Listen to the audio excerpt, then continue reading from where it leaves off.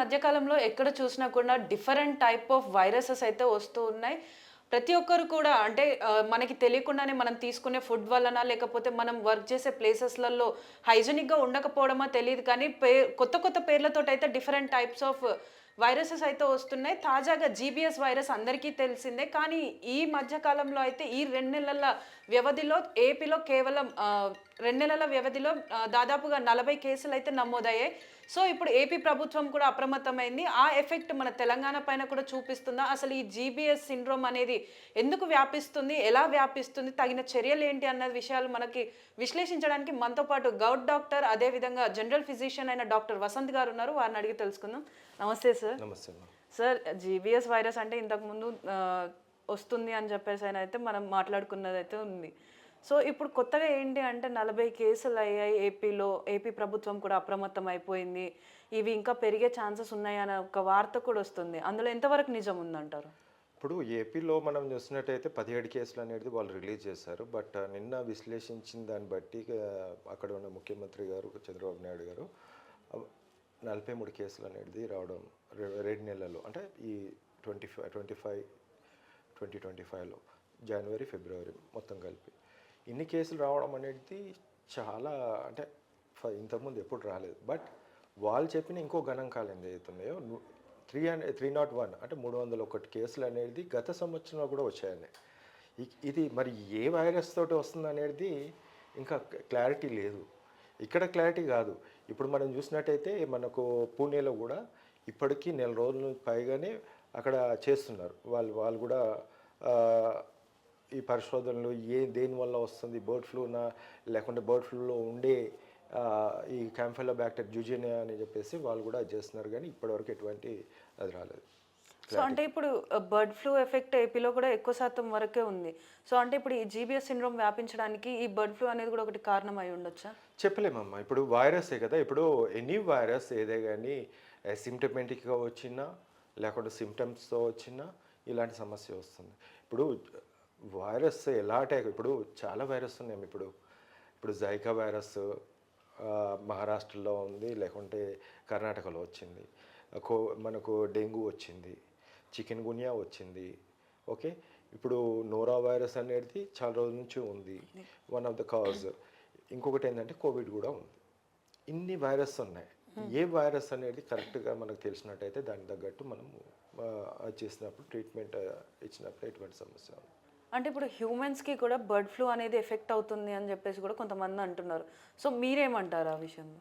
హ్యూమన్స్కి already 77 అనే case ఏదైతే ఉందో అక్కడ అమెరికాలో జరిగింది.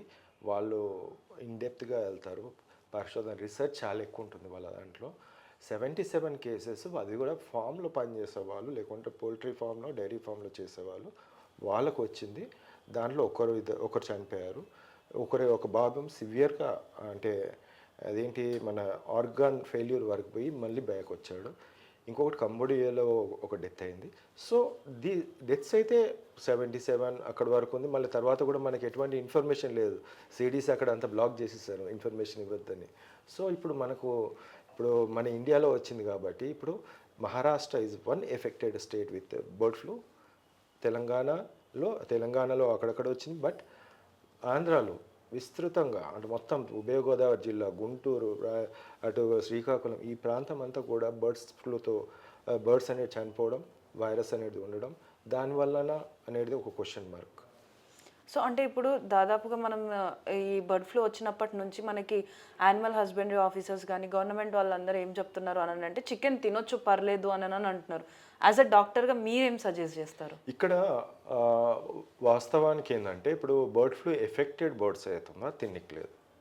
ఓకే, ఇప్పుడు అది ఎఫెక్టెడ్ బర్డా కాదా అనేది ప్రజలకు తెలియదు ఫస్ట్ థింగ్. ఇంకొకటి, ఫస్ట్ క్యాంఫెలోబాక్టర్ జ్యూజీనియా అనేది ఈ బర్డ్ లోపల కడుపులో ఉంటుంది. ఇప్పుడు ఈ పోల్ట్రీ బర్డ్ ఉంది, లేకుంటే లేయర్స్ కానీ, లేకుంటే నాటుకోళ్ళు కానీ. నాటుకోళ్ళు అంటే అవి ఊర్లో పెరుగుతాయి, దానికి సమస్య, మిగతా ప్రాబ్లమ్స్. బట్ ఈ బాయిలర్ కోళ్ళకి ఏం చేస్తారంటే ఒక స్టెరాయిడ్ అనేది ఇవ్వడంతో ఈ వైరస్ అనేది ఈజీగా క్యాచ్ అవుతుంది. ఏది బర్డ్ ఫ్లూ వైరస్ ఫాస్ట్గా అటాక్ చేస్తుంది. వైరస్ ఒక్కసారి 4-5 రోజుల పాటు ఉంటుంది బాడీలో. ఆ బాడీ ఏదైతే కోడి బాడీ ఏదైతే ఉందో దాని మొత్తం ఇమ్యూనిటీ తగ్గిపోతుంది.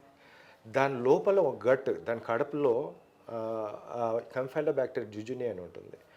అది మొత్తం పెరిగిపోతుంది. మనిషిలో కదా ఎలా పెరుగుతుందో దాంట్లో కూడా అలానే పెరుగుతుంది. ఆ బర్డ్ ఎప్పుడైతే అలాంటి బర్డ్ తిన్నప్పుడు ఈ కంఫైలోబ్యాక్టర్ జుజుని అనేది ఒకటి కాజ్ చేస్తుంది అనేది ఉంది ఆల్రెడీ. ఓకే, దాంతోపాటు ఈ రెండు బర్డ్ ఫ్లూ వైరస్ H5N1 అంటే ఏవియన్ ఇన్ఫ్లుయెంజా, అవి రెండు కలిపి ఏమన్నా చేస్తున్నాయో అనేది మనం చూడాలి. బట్ 300 కేసెస్ లాస్ట్ ఇయర్ వచ్చింది అనేది కూడా ఒక ఫ్యాక్టర్ ఇక్కడ మనం ఓన్లీ బర్డ్తోనే వస్తుంది కదా అనే ఒక పదాన్ని మనం యూజ్ చేయట్లేదు. 300 అనే ఫ్యాక్టర్ ఏముంది, ఇంకా వైరస్ ఏమున్నాయి, అసలు కనిపించని వైరస్ ఏంటి, అసలు ఆ వైరస్ ఏంది అనేది అక్కడ ఉండేవాళ్ళు నిర్ధారించాలి. అంటే ఇప్పుడు as per records last year 301 cases అయినాయి. బట్ లాస్ట్ ఇయర్లో ఏ ఒక్కరు కూడా ఇలా జీబీఎస్ సిండ్రోమ్ వైరస్ వచ్చింది అని కూడా ఇప్పటి వరకు బయటికి రాలేదు. ఎందుకు ఏమో అక్కడ అధికారులు చెప్పాలి, లేకుంటే అక్కడ ప్రభుత్వం చెప్పాలి. ఎందుకంటే 301 కేసులో దాంట్లో ఎన్ని మరణాలు ఉన్నాయో, ఎంతమంది మంచిగా అయిపోయారు, ఇవన్నీ కూడా ఫ్యాక్టర్స్ వస్తుంటాయి. ఇప్పుడు ఒక 301 ఒక స్టేట్లో అన్ని కేసెస్ వచ్చినాయంటే చాలా ఎక్కువ కేసెస్. ఇప్పుడు మనం పూణేలో అంటే మహారాష్ట్రలో ఇన్ని కేసులు వచ్చినాయని మొత్తం భారతదేశం మాట్లాడుకుంటుంది. ఈ WHO కూడా ఇంటర్వ్యూన్ అయింది. కానీ 301 కేసులు అంటే చాలా పెద్దది. సో అంటే ఇప్పుడు జనరల్గా ఈ డిఫరెంట్ టైప్స్ ఆఫ్ వైరసెస్ వచ్చిన తర్వాత మనం ఏం ఫుడ్ తిన్నా కానీ ఏం చేసినా కానీ ఎఫెక్ట్ అనేది చూపిస్తుంది. అంటే ఈ మధ్యకాలంలో చూస్తే చిన్న ఏజ్లోనే కార్డియాక్ అరెస్ట్లు వచ్చి రీసెంట్గా 23 ఇయర్స్ ఒక అమ్మాయి డ్యాన్స్ చేస్తూ పడిపోయి చనిపోవడం, ఇలాంటివన్నీ జరుగుతున్నాయి. అంటే ఈ వైరసెస్ అన్నీ సోకడం వల్లే మన బాడీలో ఇమ్యూనిటీ అనేది అవన్నీ తగ్గిపోయి ఇలా మరణాలు అనేవి పెరుగుతున్నాయి అంటారా? 100%, 100%, 100 కాదు, నేను 10,000% అని చెప్తాను. వైరస్ కారణం. ఇప్పుడు మనం చూసినట్టయితే ఇప్పుడు గులెన్బెర్రీ సిండ్రోమ్ అనేది ఒక డిసీజ్, అది వైరస్ కాదు. డిసీజ్ అంటే కాళ్ళు చచ్చిపోవడం, వీక్నెస్ రావడం, నిల్చోలేని పరిస్థితి, అదొక వెంటిలేటర్ మీద పోయిన పరిస్థితి. ఇంకొకటి వైరస్ ఏదైతే ఉందో మనం కోవిడ్లో మనం చూసింది ఏంటంటే సడన్ హార్ట్ అటాక్స్ అనేది కామన్. అప్పుడు మనం మాట్లాడుకునేది అప్పట్లో వ్యాక్సినా లేకుంటే కోవిడ్ వైరస్ అని. కోవిడ్ వైరస్ అనేది చాలా మటుకు ఉంది, ఇప్పుడు కూడా ఉంది, మనం టెస్ట్ చేయట్లేదు, ఎక్కడ టెస్ట్ చేయట్లేదు. సో కోవిడ్ వైరస్ అనేది ఉంది. దాంతోపాటు ఆల్రెడీ డిక్రీజ్డ్ ఇమ్యూనిటీ ఉన్న వాళ్ళలో ఈ వైరస్ అటాక్ అయినప్పుడు ఎరిథిమియాస్ వస్తున్నాయి. అంటే గుండె టప కొట్టుకోవడం, అదేంటి హై పల్స్ రేట్, లో పల్స్ రేట్, సడన్గా పడిపోవడం, పెరగడం అలా. సో అండ్ హార్ట్ అటాక్స్ వీళ్ళు సడన్గా పడిపోతున్నారు. మీరు ఒకటి చెప్పారు, ఒక అమ్మాయి పడిపోయింది ఒక 10 రోజుల కిందట, ఒక పెళ్ళి బారాత్లో డ్యాన్స్లు చేసి, ఇంకో అబ్బాయి పెళ్ళి కొడుకు గుర్రం పైన కూర్చున్నప్పుడు అలానే పడిపోయాడు. ఈజ్ 24 సంథింగ్ ఏజ్ ఉంది. ఇవాళ లేటెస్ట్ న్యూస్ ఏంటంటే 22-year-old వామిటింగ్ చేసుకొని ఒక సాఫ్ట్వేర్ ఇంజనీర్ పొద్దున్న చూసేసరికి హీస్ డెడ్. సో ఇలాంటి కేసెస్ మనకు కనిపిస్తున్నాయి, ఇవి చాలా ఉన్నాయి ఇలాంటి కేసెస్. బట్ దీని వెనకాల ఏంటంటే డెఫినెట్లీ 100% వైరస్ అనేది ఉంది. Because of the virus it has making the difference అన్నట్టు. అంటే ఇప్పుడు మీరు చెప్పేదాన్ని బట్టి చూస్తే ఇప్పుడు ఏదైతే మనం కరోనా టెస్ట్ చేయించుకుంటే లిటరల్గా ఇప్పుడు అంటే కొంతమంది ఒక 100లో ఒక 10 మెంబర్స్ కానీ ఈ కరోనా సిమ్టమ్స్ ఉండి కరోనా వైరస్ ఉంది అని అనుకోవచ్చా? డెఫినెట్లీ. ఇప్పుడు చాలామంది ఏంటంటే వైరస్ వచ్చింది నాకేం కాలేదని 2 రోజులలో కోవిడ్ అంటే 2 రోజులు ఫీవర్, ఆ తర్వాత ఫీవర్ ఉండదు. సో ఇప్పుడు వాళ్ళేమనుకుంటారంటే నాకు 2 రోజులు ఫీవర్ తగ్గిపోయింది, నేను ఏ యాక్టివిటీ అయినా చేయొచ్చు, రన్నింగ్ చేయొచ్చు, జంపింగ్ చేయొచ్చు, లేకుంటే జిమ్ చేయొచ్చు అనే ఆలోచనతో ఉన్నవాళ్ళు ఎవరైతే ఉన్నారో ఇలాంటివన్నీ ఆపేసుకుంటారు. తెలుస్తుంది okay we have to stop all the activities ఏదైతే మనం చేయాల్సిన యాక్టివిటీస్ ఏదైతే ఉన్నాయో కొద్దిగా నినాదంగా అవన్నీ చేసుకోండి. బట్ మెడిసిన్స్ ఉన్నాయి, దీనికి కోవిడ్కి మెడిసిన్ ఉంది, వైరస్ని చంపే మెడిసిన్ ఉంది, పాజిటివ్ నుంచి నెగిటివ్ 4 రోజులలో, డెంగ్యూకి ఉంది, చికెన్ గున్యాకు ఉంది, నోరా వైరస్కి ఉంది, చాలా వైరసెస్కి మనకు మందులు ఉన్నాయి. ఇప్పుడు ఇక్కడ చూసినట్టయితే ఇప్పుడు ఆంధ్రప్రదేశ్ ముఖ్యమంత్రి గారు చంద్రబాబు నాయుడు గారు ఏంటి ఆ కాజ్, వాట్ ఈస్ ఆ కాజ్ అని అడుగుతున్నారు. కాజ్ ఉంది, కాజ్ని తీసి దాని మెడిసిన్ ఇచ్చినట్టయితే డెఫినెట్లీ ఎటువంటి సమస్య రాదు. సో అంటే ఇప్పుడు ఈ జీబీఎస్ వైరస్కి మనం ట్రీట్మెంట్ చేయించుకోవాలన్నా కూడా చాలా వరకు ఖర్చు అవుతుందని కూడా అంటున్నారు. అంటే నిజంగానే అంత ఖర్చు అవుతుందా? బేసిక్ థింగ్ అమ్మా, ఎక్కడైనా ఏ వైరస్ వచ్చినా అని కూడా ప్రతి ఒక్కరికి నేను అదే చెప్తున్నాను. వైరస్ వచ్చిందంటే ప్రోటీన్ అనేది మొత్తం తినేస్తుంది బాడీలో. ఎక్కడి నుంచి మన బాడీ అనే ప్రోటీన్ బ్లడ్లో తింటుంది, లివర్లో తింటుంది, హార్ట్లో తింటుంది, లంగ్స్లో తింటుంది, అన్ని చోట్ల నుంచి ప్రోటీన్ లాస్ట్ మజిల్స్ మీద ఎఫెక్ట్ అవుతుంది, తర్వాత న్యూరాన్స్ మీద మైలిన్ షీత్ ఏదైతే ఉందో దాని మీద ఎఫెక్ట్ అయిపోయి ఈరోజు గులెన్ బెర్రీ సిండ్రోమ్ వస్తుంది. అలాంటిది రాకుండా ఎంత ప్రోటీన్ పోతుందో అంత సప్లిమెంట్ చేయండి. ఫుడ్ ప్రోటీన్ అనేది ఫుడ్. ఆ ఫుడ్ని మనం సప్లిమెంట్ చేసినప్పుడు ఎంత వైరస్ వచ్చినా మనం కంపన్సేట్ చేసి మనం రీబిల్ట్ చేసుకుంటున్నాం కాబట్టి ఎటువంటి సమస్య ఉండదు. అందుకే ప్రతి ఒక్కరు ఏదైనా వైరల్ ఫీవర్ వచ్చింది ఎవరు చెప్పిన ఏ డాక్టర్ చెప్పినా ఫస్ట్ ప్రోటీన్ తీసుకుంటే సరిపోతుంది, మెడిసిన్ తర్వాత. సో అంటే ఇప్పుడు కొన్ని కార్పొరేట్ హాస్పిటల్స్లలో కొన్ని లక్షలు ఖర్చు అవుతుంది అని చెప్పేసి కొంతమంది అంటున్నారు. అలాంటి పేషెంట్స్ మీ దగ్గరికి వస్తే మీరు ఏ టైప్ ఆఫ్ ట్రీట్మెంట్ ఇస్తారు, ఎంతలో కంప్లీట్ చేస్తారు? ఇప్పుడు డిపెండ్స్ అపాన్ ద సిచ్యువేషన్. ఎర్లీగా నేను చెప్పేది ఒకటే, ఏ పేషెంట్ అయినా ఎవరే కానీ ఫస్ట్ డే మీకు లూజ్ మోషన్స్, వామిటింగ్స్ అన్నీ వచ్చినాయి, వైరల్ ఇన్ఫెక్షన్ సిబిపి టెస్ట్లో చూస్తే మనకు ఒకటి కనిపిస్తుంది పిక్చర్ అనేది, ప్లేట్లెట్స్ తగ్గడము, మిగతా డబ్ల్యూబీసీ కౌంట్ తగ్గడము, లింఫోసైట్ కౌంట్, న్యూట్రోఫిల్ కౌంట్ పెరగడం. సో ఒక clear picture, as it's look like a viral infection. Then you start the high protein diet. ఎప్పుడైతే హై ప్రోటీన్ డైట్ తీసుకుంటున్నామో అప్పుడు ఇలాంటి సమస్యలు కాంప్లికేషన్స్ రావు. నువ్వు మెడిసిన్ ఉంది, మెడిసిన్ వాడినట్టయితే మిగతా సమస్యలు ఏవి రాదు. బట్ బిఫోర్ దట్ దొరకలేని పరిస్థితిలో మీరు డెఫినెట్లీ హై ప్రోటీన్ డైట్ తీసుకుంటే ఇలాంటివి. ఎప్పుడైతే ఈ అన్నీ వదిలేసి కాంప్లికేషన్స్కి వస్తున్నారో అది హార్ట్ ప్రాబ్లమే. కానీ గులెన్ బెర్రీ సిండ్రోమ్లో ఐవిఐజీ అనేది కూడా ఒక ప్రోటీనే. ఇమ్యూనోగ్లోబులిన్స్ అనేది ఉంది కదా, ఇమ్యూనో అనే పదం పక్కన పెడితే గ్లోబులిన్ అనే protein alpha beta gamma delta అని ఉంటుంది. అది ఒక మంచి హెల్దీ ఇండివిజువల్స్ నుంచి బ్లడ్ తీసుకొని దాంట్లో నుంచి సెల్స్ అన్ని తీసేసి దాంట్లో ఉండే ప్రోటీన్ ఒక్కటి ఇస్తారు, గ్లోబులిన్ అనే ప్రోటీన్. సింపుల్గా ఆ ప్రోటీన్ ఏదైతే పోయిందని చెప్పినాను కదా ఆ ప్రోటీన్ని కంపెన్సేట్ చేసేది, అది ఐవి ఫామ్లో. సో దట్ ఈస్ ఇన్ థౌజండ్స్లో ఉంది, అది ల్యాక్స్లో ఖర్చు అవుతుంది. సో వెరీ సింపుల్ అమ్మ, దీంట్లో ప్రోటీన్ పోతుంది, ప్రోటీన్ ఇవ్వాలి అంతే.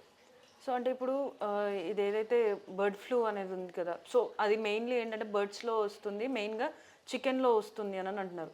సో ఇది మనుషులకు ఏ విధంగా సోకుతుంది, ఆ సోకిన వాళ్ళని కూడా వాళ్ళకి బర్డ్ ఫ్లూ వచ్చిందని ఎలా అంటారు? ఇప్పుడు ముఖ్యంగా ఈ బర్డ్ ఫ్లూ అనేది ఏంటంటే birds only poultry layers and మీరు నాటుకోళ్ళు చనిపోతుందని చెప్పట్లేదు, నాటుకోళ్ళు కూడా చనిపోతున్నాయి, డక్స్ కూడా చనిపోతున్నాయి, ఆస్ట్రిచ్లకు ఎఫెక్ట్ అయింది, ఫ్లెమింగోస్కి ఎఫెక్ట్ అయింది, సీ బర్డ్స్కి ఎఫెక్ట్ అయింది, ఇలా చాలా ఉన్నాయి లిస్ట్.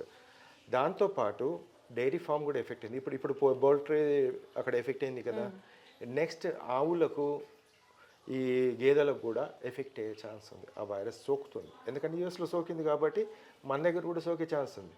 ఆ బర్డ్ ఫ్లూ వైరస్ ఎప్పుడైతే ఈ ఆవులు గేదెలకు పోయిందో పాలలో కూడా వైరస్ వస్తుంది.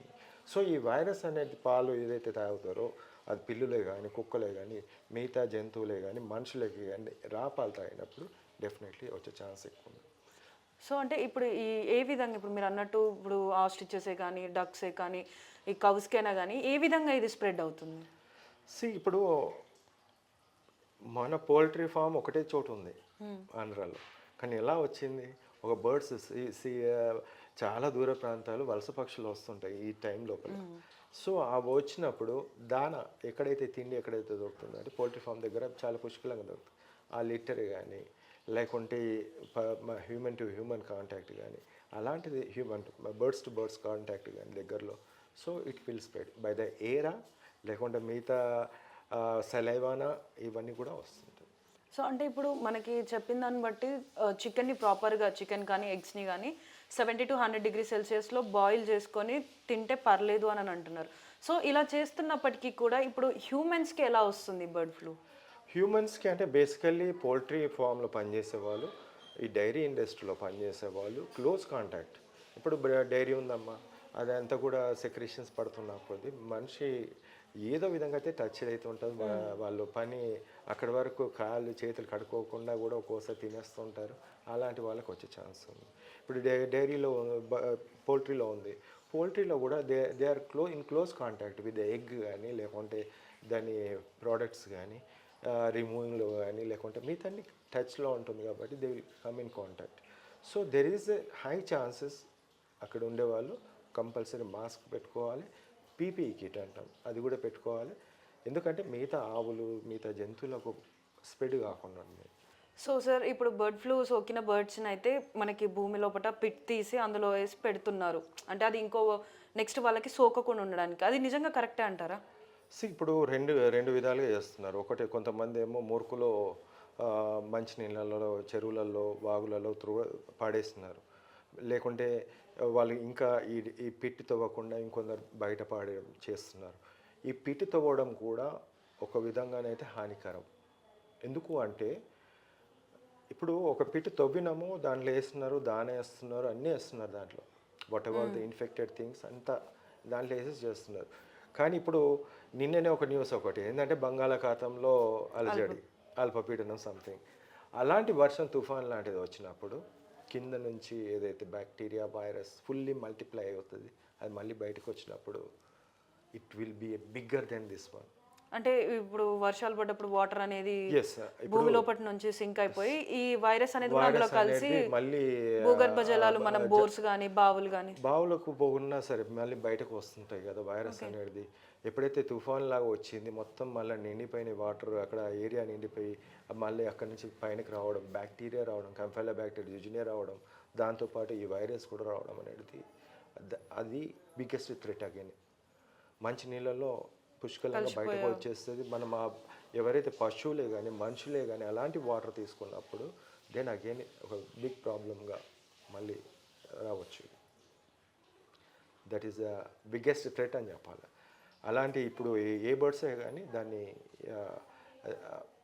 కాల్ చేయడమే పెద్ద మంచి టాస్క్. దానికన్నా పూడ్చడం అనేది చాలా డేంజరస్. ఇప్పుడు వరదలు వచ్చినాయి, ఏం చేస్తారు? మళ్ళీ అంతా వెళ్ళి మళ్ళీ దాంట్లో మిక్స్ అవుతుంది, డెఫినెట్లీ అవుతుంది.